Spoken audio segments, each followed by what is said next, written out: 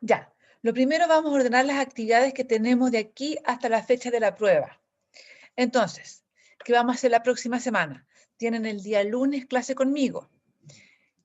Tenemos talleres en las secciones que les corresponden, martes, miércoles y jueves, donde en el primer módulo de cada uno de los talleres, ustedes tienen que presentar su infografía, tienen que exponerla, y en la segunda parte vamos a tener un recreo, y en el segundo módulo lo que vamos a hacer es preparar el laboratorio en la casa que les va a corresponder, que van a tener que hacer, que en estricto rigor van a tener que hacer mayonesa y merengue. De manera que ustedes puedan trabajar en su casa, se los voy a explicar, vamos a ver un par de videos hechos por la profesora. Así que va a ser un complemento a lo que vamos a ver de la clase del lunes. El jueves en la tarde tienen clase con la profe Wendy, que es de encima, y viene la semana de receso. Durante esa semana yo no los voy a molestar nada, pero yo me voy a dedicar a corregirles todos los trabajos, las pruebas, todos para subirles las notas. Y supuestamente tenemos nosotros los profesores 2 días libres que nos regalaron desde Rectoría, así como que no podemos trabajar, pero vamos a trabajar igual. Y después yo los veo, volvemos a clase el día 17, que tienen clase con la profe Wendy. Tenemos los talleres de laboratorio de espumas y emulsiones, y la clase del día 20, que es en la tarde, del jueves en la tarde, exacto, jueves en la tarde, lo voy a dejar como clase de repaso para que ustedes solamente aclarar dudas para la prueba. Les voy a mandar el temario de la prueba, pero se los puedo decir desde ya que entra todo lo que tiene que ver con análisis sensorial y propiedades funcionales. Dentro de las propiedades funcionales tenemos los carbohidratos completos, incluyendo los edulcorantes, y lo que vamos a ver hasta la clase del próximo jueves, que es enzima. 2 segundos, mi perro. Lo voy a sacar y vuelvo a tirar.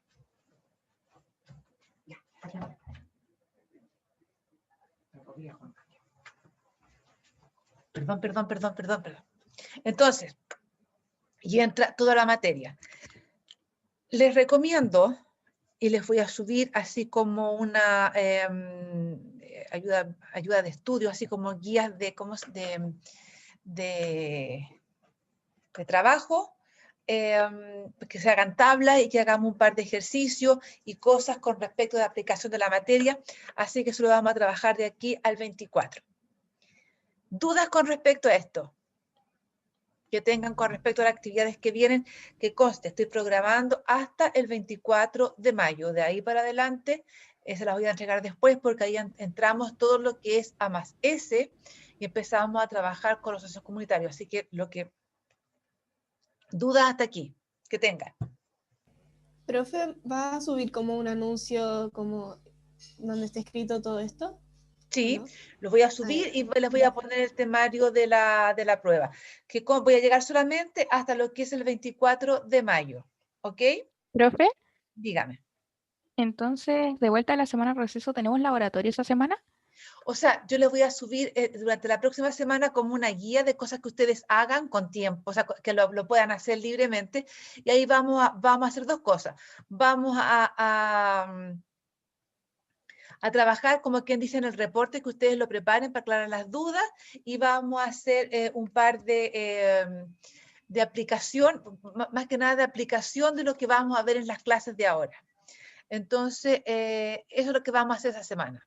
Supuestamente, no creo que tengamos laboratorio presencial, o sea, no creo para nada. Ah, no, pero me refiero a como, me confundí si es que es la semana como del 3 de mayo o después de la semana de receso en donde hay que tener como el experimento listo.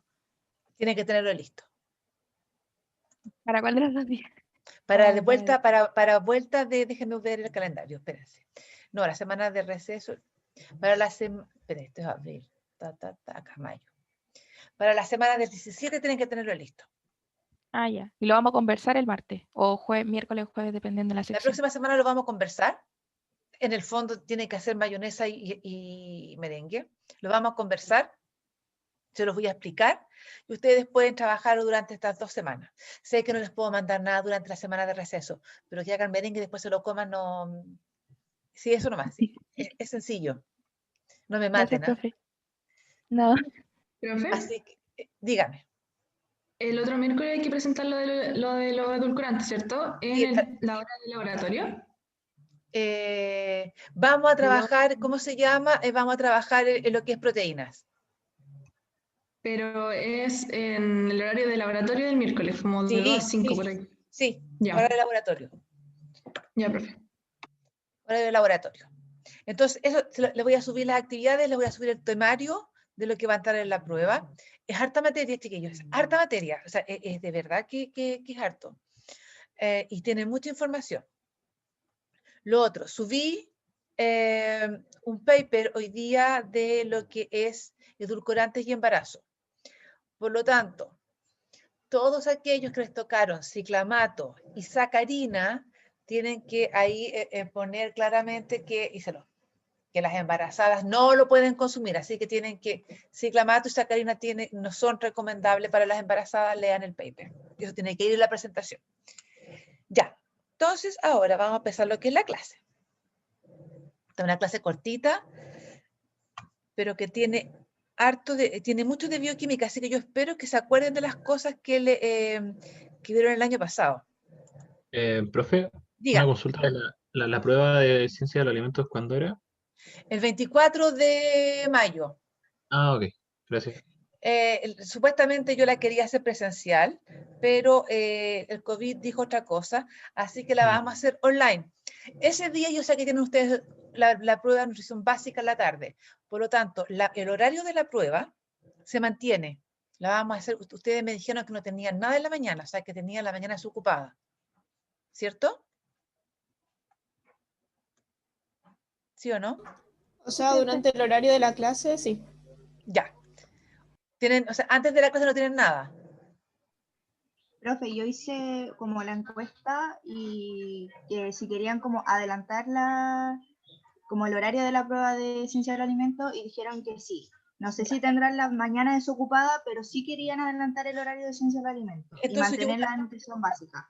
yo voy a respetar eso y les voy a hacer la prueba temprano, la podemos hacer a 10 de la mañana, cosa que queden libres porque tienen después la prueba, se mantiene el horario, esto lo habíamos conversado, con la profesora con nutrición básica. ¿Estamos? ¿Cuál es el diseño de la prueba? Todavía no lo sé. Cuando lo tenga, les voy a contar más o menos el tipo de preguntas y el tiempo que va a demorar. Sí les digo que es alta materia, pero por eso les digo, vamos a tener una clase el 20 de mayo, que es de repaso absoluto, y ustedes pueden hacerme todas las preguntas que quieran. Todas, pero todas. Lleguen con todas las dudas que quieran, las vamos a conversar. Entonces vamos a entrar en materia, que es la clase. Voy a apagar la cámara, que no se me caiga la internet, y les voy a compartir. Supongo que ven. ¿Se ve? Sí, profe. Súper. Lo que vamos a empezar ahora, que es la segunda, el segundo nutriente dentro de las propiedades funcionales.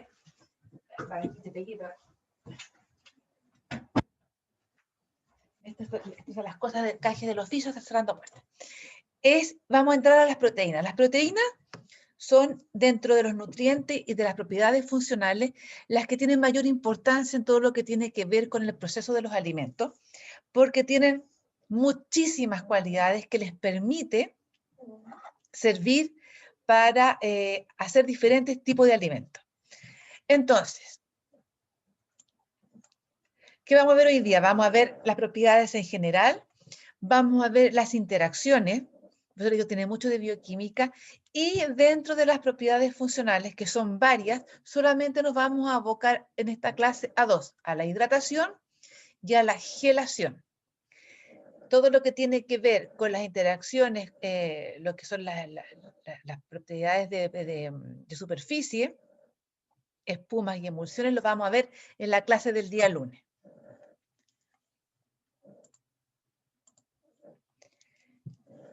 ¿Ustedes se acuerdan cuáles son las estructuras, cómo uno clasificaba estructuralmente a las proteínas? ¿Se acuerdan o no? Bioquímica pura esto. ¿Cuál era ¿cómo uno podía poner las proteínas? Uno partía de algo, seguía algo, hablaba de una estructura tanto, una estructura tanto, una estructura tanto. Dependiendo del grupo R, si eran polar, no polar. Pero esos son los aminoácidos, según el grupo lateral. Pero ¿cómo uno dice cuál es la estructura primaria de una proteína? Un carbono alfa, un grupo amino, y un grupo carboxilo y una cadena lateral. Ese es mi perro. Esa es la estructura La secuencia de primaria. aminoácidos. ¿Cómo? Secuencia de aminoácidos. Exactamente. Es la secuencia de aminoácidos. ¿Cuál es la estructura secundaria de una proteína?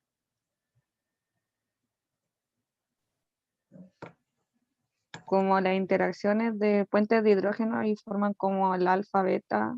Ya, y O eso sea, que la yo alfa y quiero. beta y la hélice y la lámina. Exactamente, teníamos la hoja plegada y teníamos la hélice alfa. ¿Cuál es la estructura terciaria de una proteína?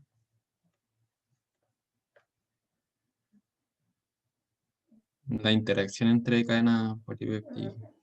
Ya, y cuando hablábamos de la estructura cuaternaria, La interacción entre subunidades. nómbrenme ustedes una molécula importante que sea donde uno pueda ejemplificar una estructura cuaternaria. Hemoglobina. Ya. Descríbanme la hemoglobina, ¿cómo es?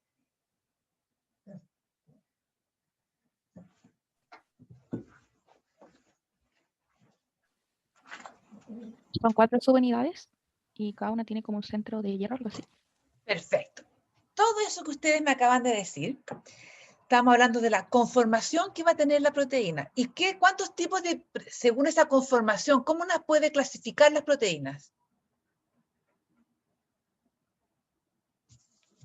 Esto es bioquímica. Si yo voy a prender la cámara para que me vean. Si yo tengo una proteína que es redondita, ¿cómo se llama? Una Ah, globina. globular.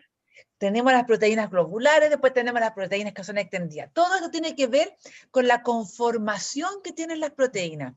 Y esta conformación que va a estar dada por la composición aminoácidica va a ser la importancia que va a tener para que pueda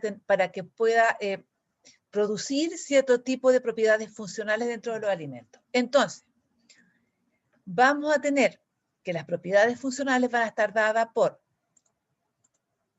la capacidad, la composición aminoácidica y la configuración que ésta va a tener. Esto, los aminoácidos que tienen un carbono quiral, pueden girar sus grupos funcionales que ustedes me lo decían por ahí, que pueden ser polares, con grupos de diferentes tipos, y esto, además de que son muy variables unos de otros, va a producir un cambio en la conformación de la proteína. Y cuando hablo de conformación, no estoy hablando de romperla, sino que le cambio la forma, como quien dice, se mueve, y de esa manera puede interaccionar con otras cosas. Y esto lleva a diferentes interacciones que pueden ser interacciones con otras proteínas, interacciones con ella misma o interacciones con componentes que va a tener el alimento. Entonces, las proteínas son moléculas grandes, son unas tremendas moléculas, enormes, que si las pusiéramos en línea recta tendrían pero así, metros de tamaño, de largo, y que son como los collares de perla, que se van así un aminoácido al lado del otro.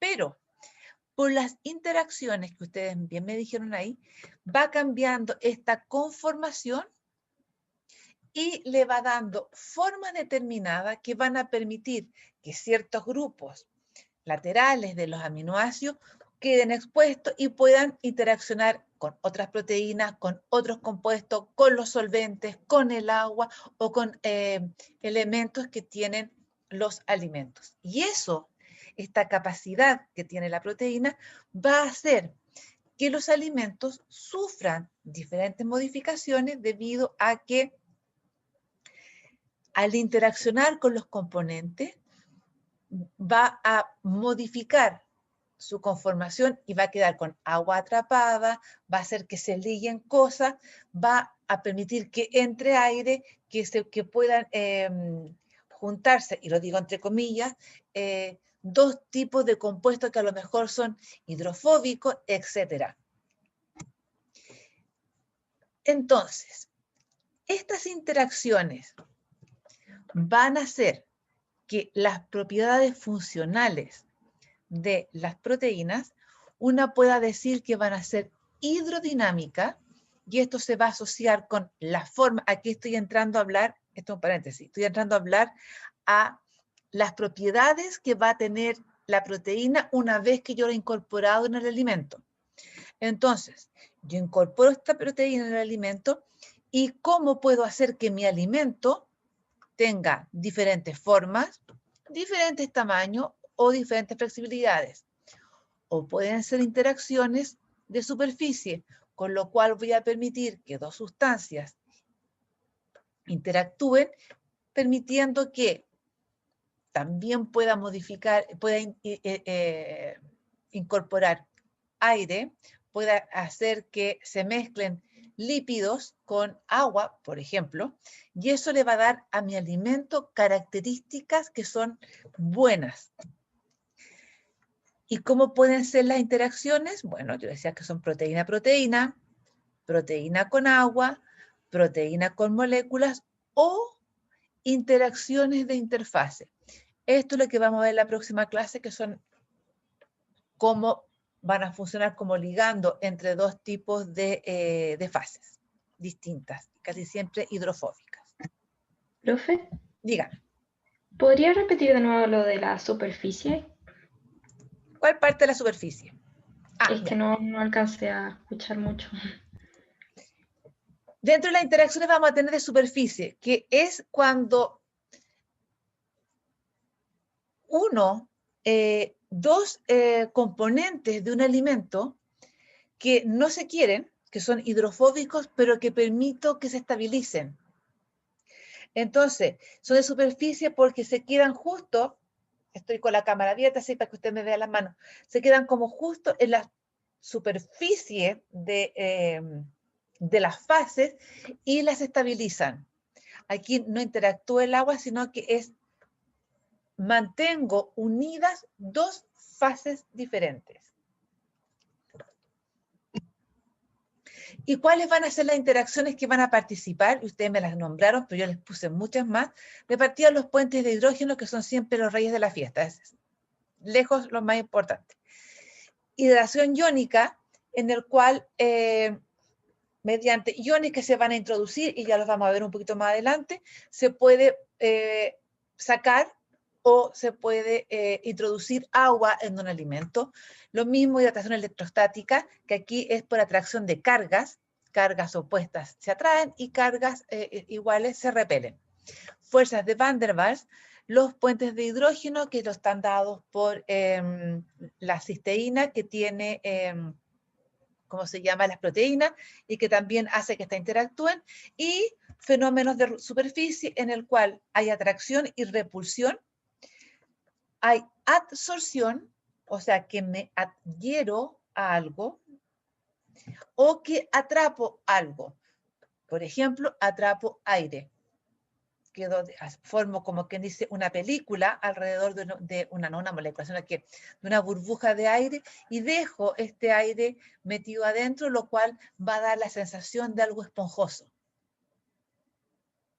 Si hubiéramos estado en el laboratorio, la demostración de ese atrapamiento de aire, hubiéramos comido todo un marshmallow. Y no es broma. Entonces, cuéntenme ustedes a mí, porque a mí yo puse estas fotos y se me olvidó lo que quería decir. Cuéntenme ustedes a mí, cuando yo quiero pasar de esto a esto, ¿qué es lo que hago? Traten, pero piensen. Para yo mezclar estas cosas, ¿qué es lo que hago?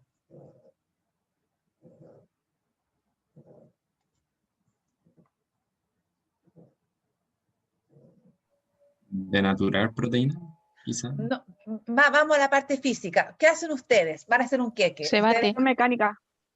Ya, ¿y eso cómo lo aplican? ¿Quién lo hace?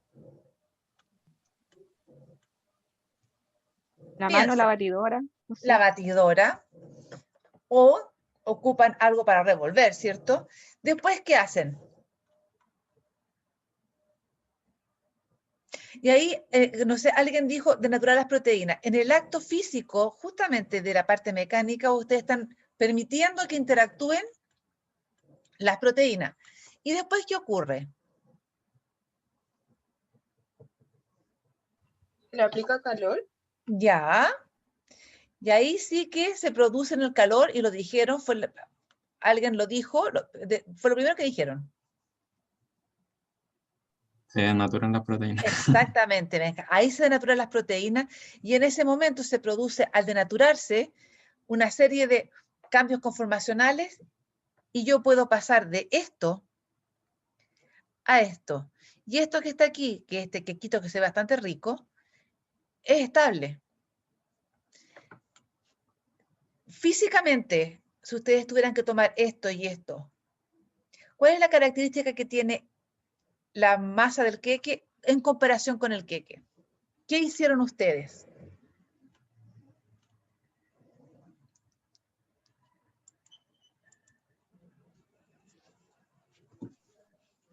Una más seca podría ser.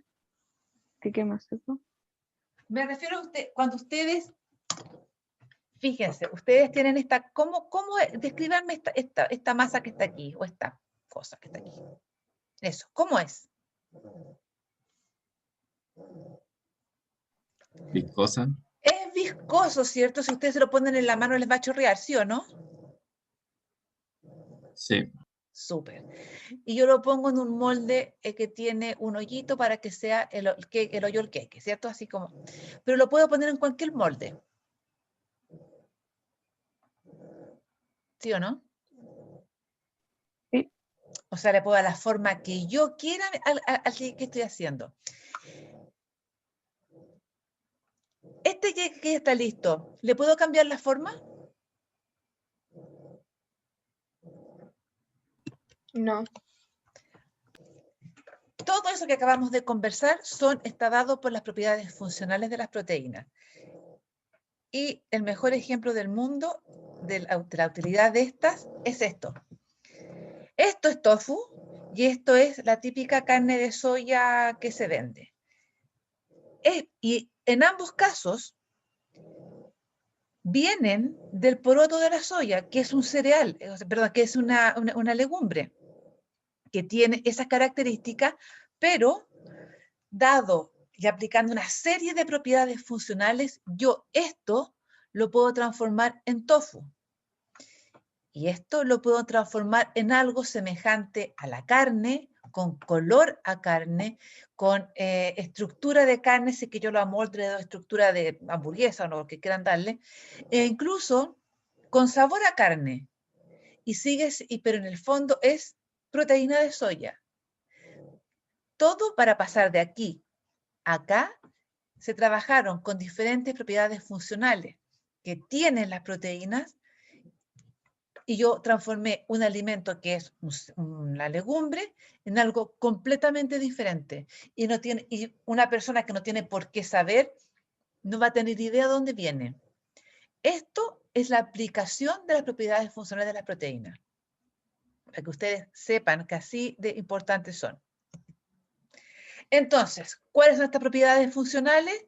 Vamos a tener, acá abajo, vamos a tener hidratación, en la cual la proteína va a interactuar con agua. Vamos a tener las interacciones, que van a ser proteína-proteína, y vamos a tener las de superficie, en la que vamos a tener la capacidad de ligar gases o de ligar sabores.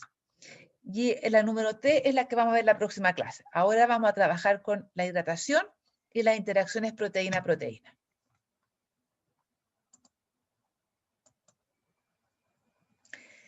Y ojo, cuando uno está armando todo este proceso, las propiedades funcionales de los alimentos no actúan en forma aislada, sino que es una mezcla de todas todas participan al mismo tiempo.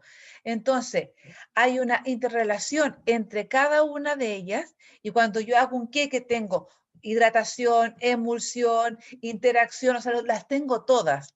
Y uno, una vez que está terminado el queque, puede ver más o menos lo que hay. Si yo veo ese quequito que hicimos, veo que se atrapó aire, tiene que haber habido, ¿cómo se llama? Cuando estaba la masa viscosa, se produjo una emulsión porque rompí un montón de cosas, apliqué, lo tuve que batir y dejé esta masa viscosa. Todo eso, si el quequito queda remojado, es porque además se atrapó agua. Todo eso se va produciendo y participan en forma, interactúan todos al mismo tiempo. Entonces, la propiedad de hidratación, que es la primera que vamos a ver, es la capacidad de absorber agua. O sea, viene y la retiene el agua. Eso le va a dar el aspecto de mojadito a los alimentos. O sea, un queque seco, una lata, tiene que ser una cosa de mojadito. Que se hinche, o sea, que la capacidad de crecer. Que retenga el agua.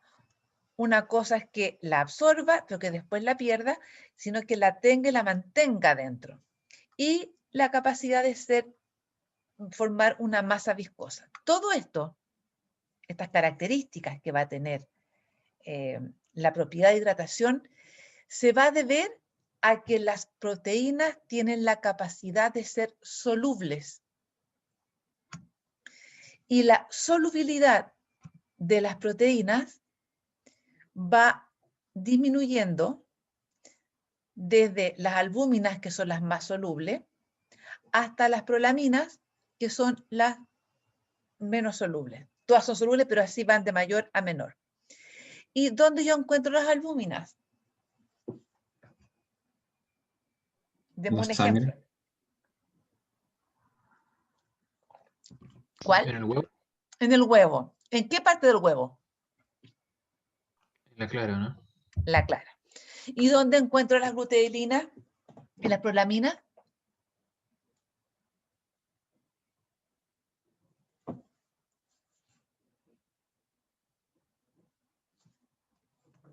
¿Qué alimentos las contienen? Nutricionistas, tienen que saberse eso. ¿Dónde las encuentro?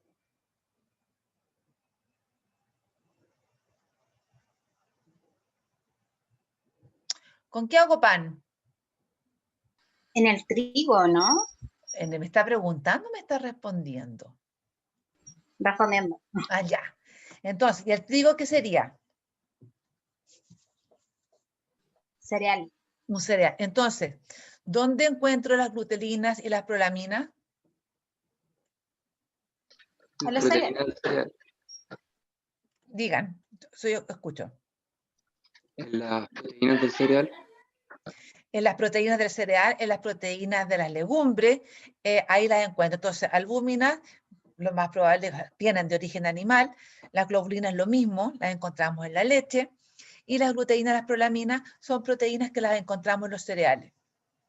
Y la solubilidad, las albuminas son las más solubles y las menos solubles, a pesar que lo son, van a ser las prolaminas. Entonces, la solubilidad de las proteínas va a ir variando, o sea, cada proteína, dependiendo de su estructura y de su composición, va a variar su solubilidad. Y esto,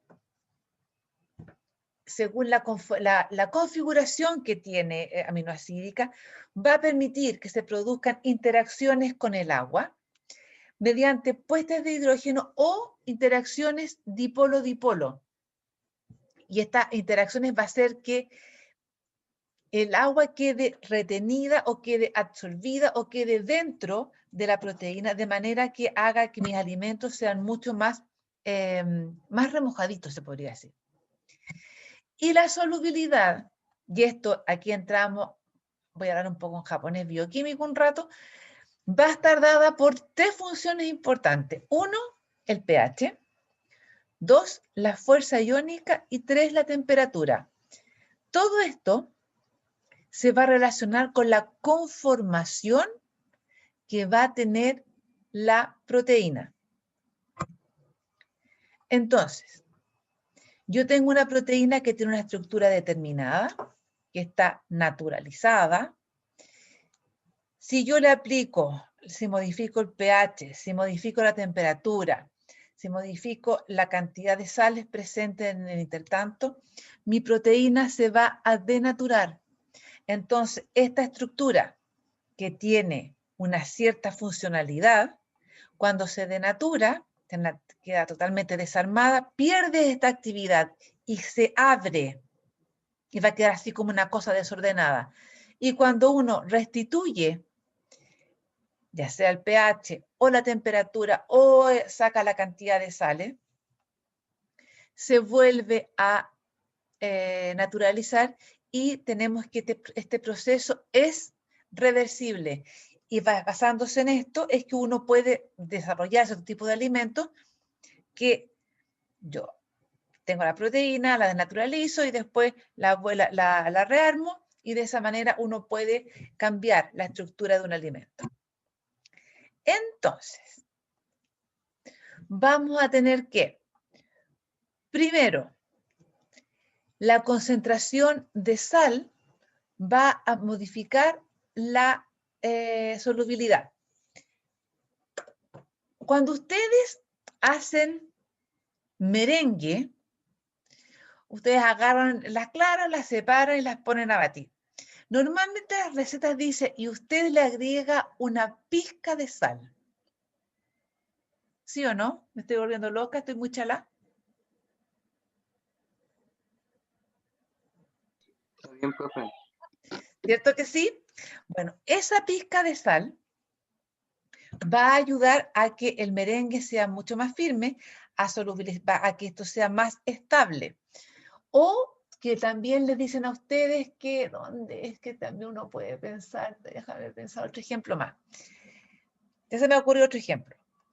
Cuando ustedes tienen una proteína, a medida que van aumentando la concentración de sal, y vayan siguiendo el puntito que los tengo marcado acá al cursor, la solubilidad va aumentando, y aumenta, y aumenta, y aumenta, hasta que llega a un plató. Si yo sigo agregando sal, y ya estoy con una salmuera, la solubilidad comienza a disminuir.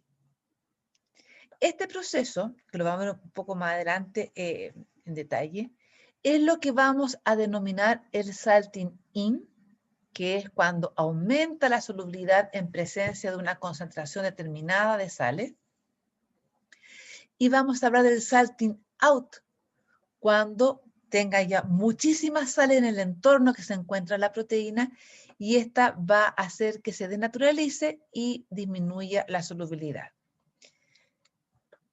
También esto mismo, el proceso de solubilidad va a estar dado y el salting va a ir aumentando dependiendo del tipo de sal que tenga. Por ejemplo, los que tienen menor solubilidad son aquellas que tienen sales sulfato y las que tienen mayor solubilidad son aquellas que terminan en calcio. Las sales de calcio, de magnesio, de acá. Y aquí el cloruro de sodio, por ejemplo, este con este, también ayudan a que aumente el salting. ¿Qué significa eso? Que en presencia de estos tipos de iones que van a estar formando sales, van a facilitar que aumente la solubilidad de la proteína en presencia de estas sales. Algo similar ocurre con las temperaturas. Cuando yo tengo una proteína y comienzo a aumentar la temperatura, la solubilidad va aumentando hasta que llego a una temperatura tal que la proteína se va a denaturalizar y esta va a caer y no va a poder seguir solubilizándose. Y ocurre lo mismo con el pH, en el cual en los extremos, ya tradúzcase ácidos o bases, voy a tener que las proteínas son solubles. Y cuando me encuentre en un pH no neutro, sino que en el punto isoeléctrico de la proteína, en ese punto voy a tener que la proteína no va a ser soluble y va a precipitar. Se los voy a mostrar, vamos a ir punto por punto un poquito más adelante. Entonces, vamos a partir por el efecto del pH.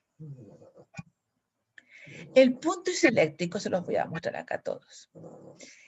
Todas las proteínas, todas y cada una de ellas, tiene un punto isoeléctrico, que es el pH, en el cual la carga neta de mi proteína es igual a 0.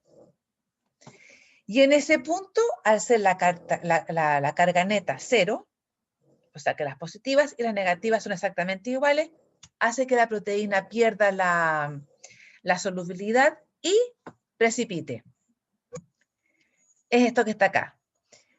A pH ácido voy a tener carga positiva, a pH básico voy a tener carga negativa. En el punto isoeléctrico voy a tener un pH, que puede ser pH neutro, eso va a depender de la proteína. La carga neta va a ser 0 y eso va a hacer que precipite. ¿Dónde uno ve esto? Cuando se está preparando o se está separando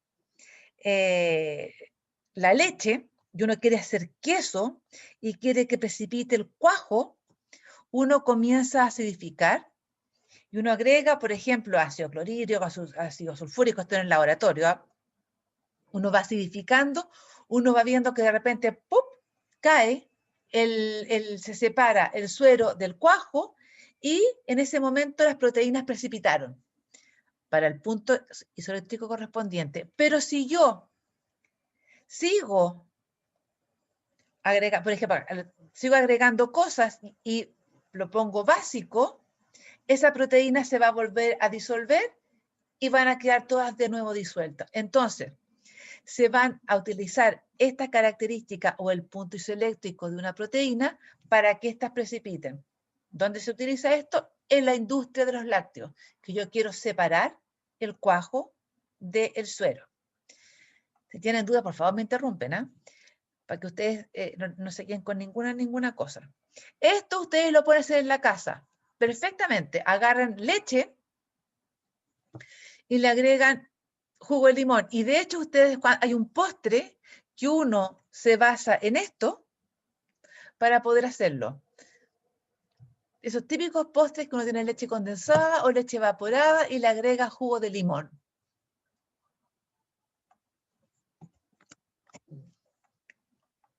¿Lo han comido alguna vez? ¿Lo han hecho alguna vez? ¿Lo han visto? ¿Que se separan las fases? ¿El pay del limón? El limón es un ácido cítrico que ustedes lo agregan y se produce cuando uno dice que se cortó la leche porque separaron las proteínas del suero de las proteínas de las caseínas y quedan dos fases completamente diferentes.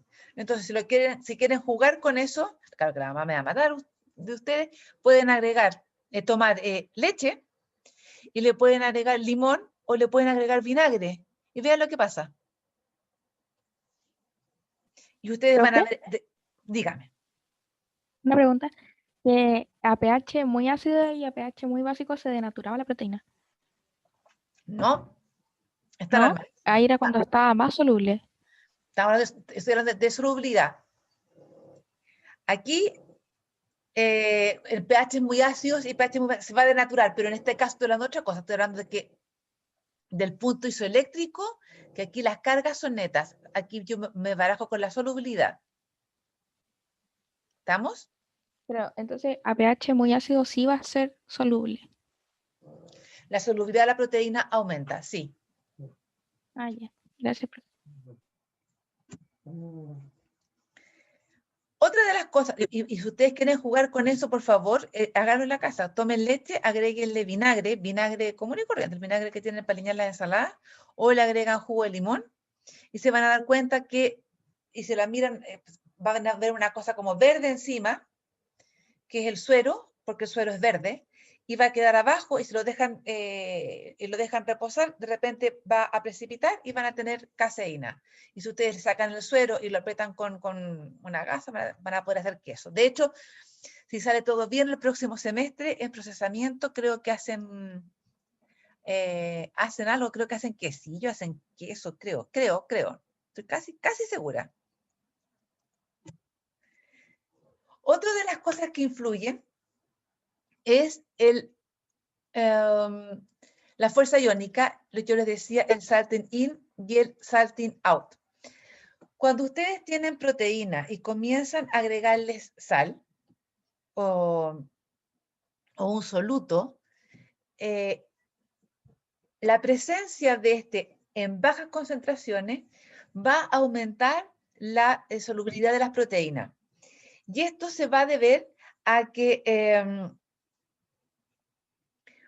va a haber como que movimiento osmótico, entre comillas, en el cual vamos a tener entrada y salida de agua, va a entrar agua hacia el entorno de la proteína y va a hacer que ésta se solubilice. Pero a medida que yo voy agregando más sal, y sigo agregándole sal, y sigo, va a llegar un momento que voy a tener tanta sal en el medio que todo el entorno, la interfase que tiene la proteína, va a decir, oye, aquí hay una cantidad impresionante de sal, voy a tener que sacar afuera del agua, y eso va a hacer que pierda la solubilidad y la proteína va a precipitar. Entonces, uno jugando con la cantidad de sal puede hacer también que las proteínas precipiten. Cuando tenemos, aquí esto ya un poco más riguroso de laboratorio, cuando tenemos concentraciones entre 0,5 y a 1 molar, vamos a tener una buena solubilidad de las proteínas, y a medida que vamos aumentando esto, van a hacer que precipiten. Entonces, aquí se va a producir una interacción con los grupos iónicos de los aminoácidos y va a hacer que las proteínas sean mucho más solubles. Esto, el proceso de solubilización con la presencia, una presencia baja de sales, es lo que llamamos salting in, que es la parte que está acá. Estas son las proteínas, esas son las sales, y eso permite que estén presentes interacciones y se va a solubilizar. Por el contrario, cuando tengo grandes cantidades de sal, tengo una salmuera, la proteína no se va a solubilizar y va a precipitar, y vamos a tener que, ese proceso lo vamos a llamar salting out. En este caso, cuando tenemos una gran cantidad de sal, las proteínas van a actuar como una membrana semipermeable que va a permitir la salida del agua, porque va a tener la información como, va a decir, pucha, afuera, en mi entorno, hay una gran cantidad de soluto, y esto va a hacer que el agua que se encuentra dentro de la proteína, acuérdense que son estas moléculas grandes que tienen pedacitos, que tienen ciertas interfaces, que va a tener agua, esa agua va a salir y la proteína se va a compactar y va a precipitar. Ese proceso, ese fenómeno, se llama salting out. Y eso ustedes lo pueden observar si, por ejemplo, están haciendo mayonesa o están haciendo merengue y comienzan a agregar sal y más sal. Llega un momento que ustedes van a ver que se separa, que queda una espuma y queda una cosa aguada debajo, que se separan las fases y las proteínas ya no son solubles. Entonces, si yo comienzo a agregar sal, se produce esto. El agua que está dentro de la interfase de los intersticios de la proteína va a comenzar a salir, la proteína se va a compactar y va a precipitar. Y eso se llama salting out. Y por último, dentro de las propiedades que modifican la solubilidad, tenemos la temperatura. Yo la voy aumentando, aumento la temperatura, va a llegar un momento que la temperatura cercana a 50 grados va a hacer que las proteínas se denaturalicen y de esa manera ya no sean solubles y precipiten. Por ejemplo, cuando ustedes cocinan carne, bueno, la temperatura es altísima, pero una tiene poco tiempo. Si ustedes dejan de repente demasiado tiempo, pero así demasiado tiempo la carne en el fuego, van a tener como una suela de zapatos, cosas que ustedes piensan que de repente hay unos asados que son unas cuestiones horrorosas, que son así como para tirárselo en la cabeza a alguien. Cuando se pasan en el fuego, la proteína se compacta y todo el líquido que tiene en los intersticios se pierde. Y de esa manera se juntó y se perdió. Y nos queda una cosa así como una sola zapato. ¿Dudas hasta el momento? Todos estos experimentos ustedes los pueden hacer en la casa y pueden jugar porque esto es muchos de procesos que tiene culinarios que tiene los alimentos. Con respecto a la solubilidad, ¿tienen alguna duda de alguna de las cosas que dije antes? Yo de nuevo me quedó la duda con el pH, como que me confunde de que se denature la proteína, pero que siga siendo soluble. Ya. Una cosa es que yo le agregue ácido y la desarme completamente y la denature, pero siga siendo soluble. Aquí lo que yo estoy haciendo es que llegar al punto isoeléctrico que tiene la proteína donde su carga va a ser 0. Las proteínas, voy a devolverme para allá. Las proteínas están formadas por aminoácidos. Cada uno de los aminoácidos, voy a devolver acá, espérenme. Aquí me pasé. Ya. Los aminoácidos tienen carga del grupo OH y del grupo amino. Yo aquí estoy hablando de la solubilidad y que la proteína precipite. No estoy hablando de que se vaya a desnaturalizar, sino lo que quiero es que precipite. Cada proteína va a tener un punto isoeléctrico y ese punto isoeléctrico es el pH donde a esa proteína sus cargas, estas cargas, son neta igual a 0.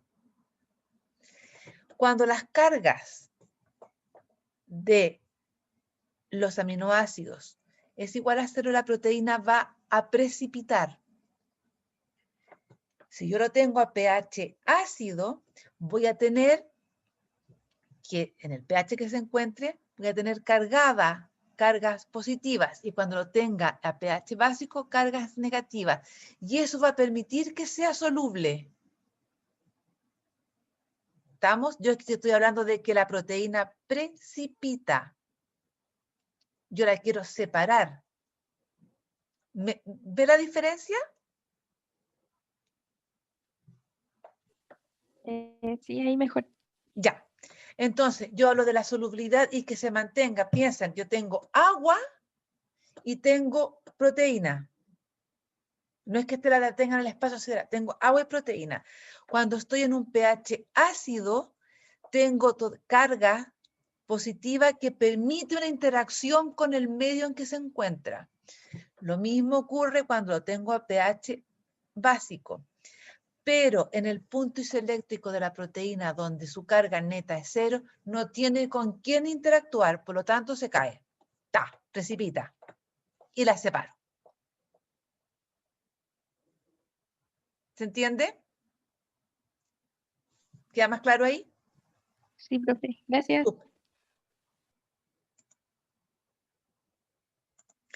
Ojo, que estos factores los estoy nombrando como factores que modifican la solubilidad de la proteína. Tienen que imaginarse una proteína que la metí en agua. A eso me refiero.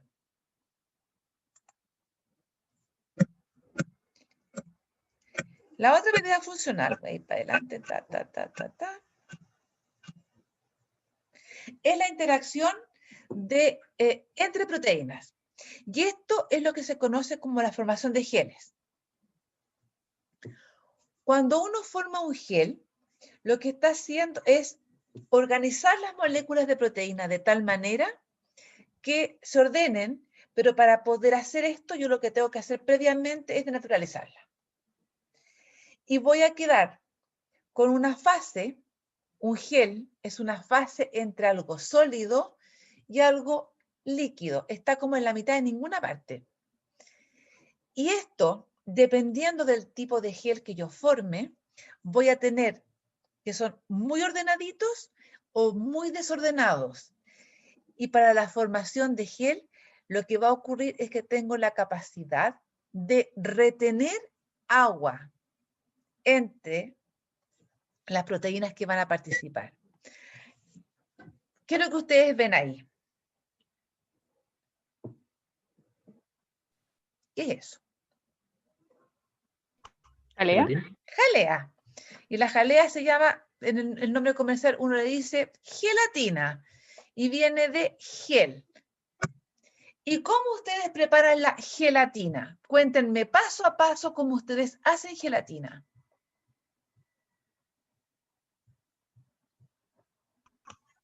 Mm, es como una proteína que se hidrata, después se somete a calor y después se enfría. Cuéntenme, yo les digo, tienen que hacer gelatina. Hagan gelatina. ¿Cómo se hace? ¿Qué es lo que tienen que Compre el hacer? sobrecito. Rompemos sobrecito, perfecto, lo rompemos y lo echamos ahí después de haber visto si tenía o En no agua edulcorante. caliente, sí. Le echamos agua caliente, perfecto. ¿Qué hacemos después que echamos agua caliente? La Revolver. dejamos enfriar. Revuelven, ¿cierto? Y Mm. después, Sí. ¿qué hacen? Al refrigerador, ¿no? Pero le faltó algo entre medio. Se deja enfriar primero. ¿Seguros que le echan agua caliente y la dejan Se enfriar? echa agua fría. Se le echa agua fría. Ah, Se sí, ¿verdad? echa agua fría. ¿Cierto? Súper. Entonces, y después de eso la ponen a enfriar. Cuéntenme una cosa. Cuando agregaron ustedes el agua caliente, que para mí es más que caliente, es agua hirviendo. ¿Qué ocurrió ahí? ¿Por qué hicieron ese paso? ¿Por qué agregamos agua caliente? Para que se disuelva el polvito. Para que se disuelva. Entonces, el polvito que ustedes tenían ahí, que lo echaron, quedó disuelto en el agua. Después de eso, ustedes me dicen que agregan agua fría. ¿Para qué agregan agua fría?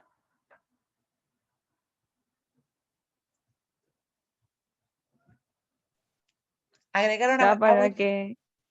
Diga. Es que lo que pasa es que cuando uno no le echa agua fría, como que en el fondo como que queda un pedazo como medio durito, entonces tal vez como para que no precipiten todas las proteínas, entonces se mantengan. Así como... Aquí está súper bien ese detalle. Entonces, ahora, partamos, ya vamos a llegar a ese punto que es un detalle súper bueno que acaba de decir, pero quiero que me digan primero, ¿por qué le echaron agua hirviendo?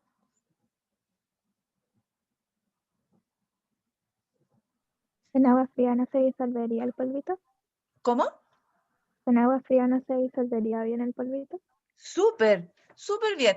Cuando ustedes hacen jalea y dice usted le agrega una taza de agua caliente y después 2 tazas de agua fría y después la meten al refrigerador, ¿en alguna parte queda agua suelta? No, No. Toda el agua que ustedes le echaron quedó transformado en gelatina, ¿cierto? ¿Sí o no?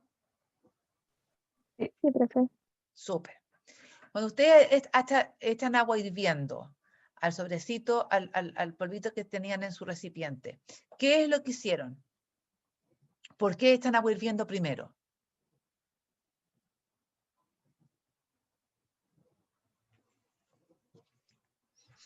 Denaturar la proteína. Súper. Denaturaron la proteína. Y después agregaron agua fría. ¿Qué es lo que estaban haciendo ahí? Como para que se formen interacciones con las proteínas denaturadas. Se formaron las interacciones y al agregar agua fría y cambié de nuevo la temperatura, de caliente pase a frío, ¿qué pasa con la proteína? Se renatura. Exactamente. Ustedes, acabamos de hacer jalea químicamente, y después la ponen a refrigerar y les queda la consistencia de la jalea. ¿Cómo es?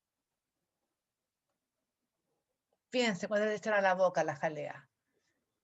¿La tienen que mascar o se la tienen que tomar?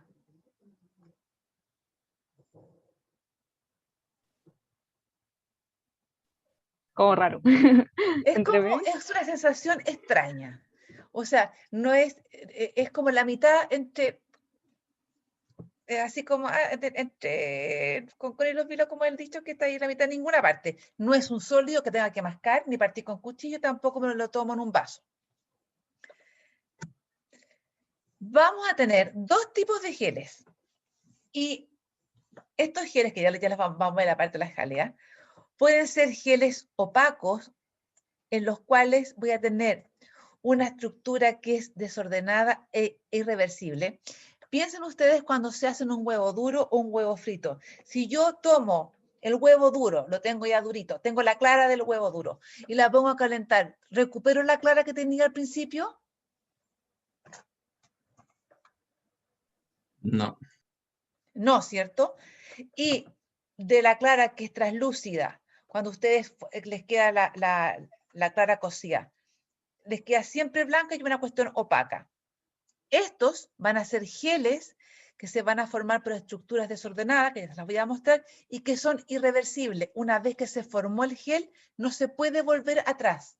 Se hizo. Y vamos a tener, cuando lo logre mostrar, que son de esta forma.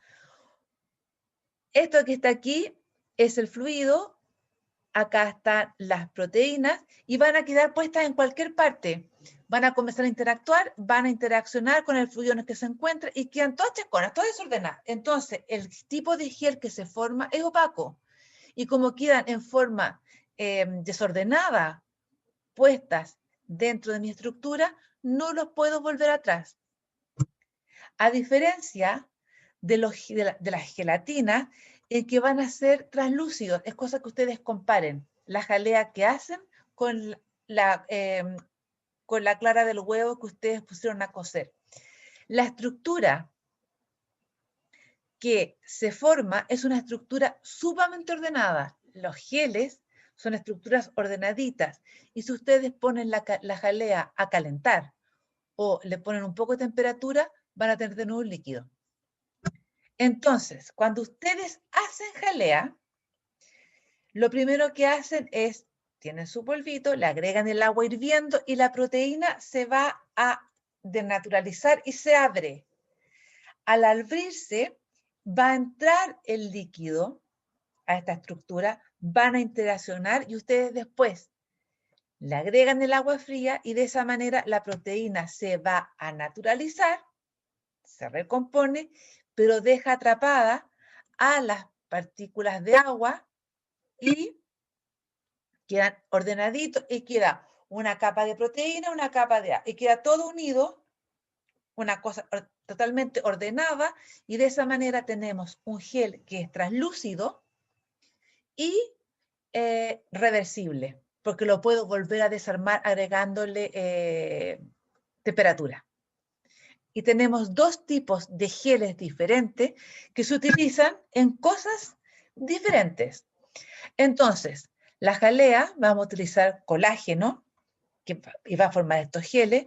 El huevo, que tiene proteínas globulares también, va a formar también tipo de geles, aunque ustedes no lo crean, el queque también forma geles. Y en el caso de la caseína, también va a formar geles y vamos a tener tres tipos de geles diferentes con propiedades funcionales y, si ustedes lo miran, son alimentos completamente distintos y todos ricos. ¿Dudas?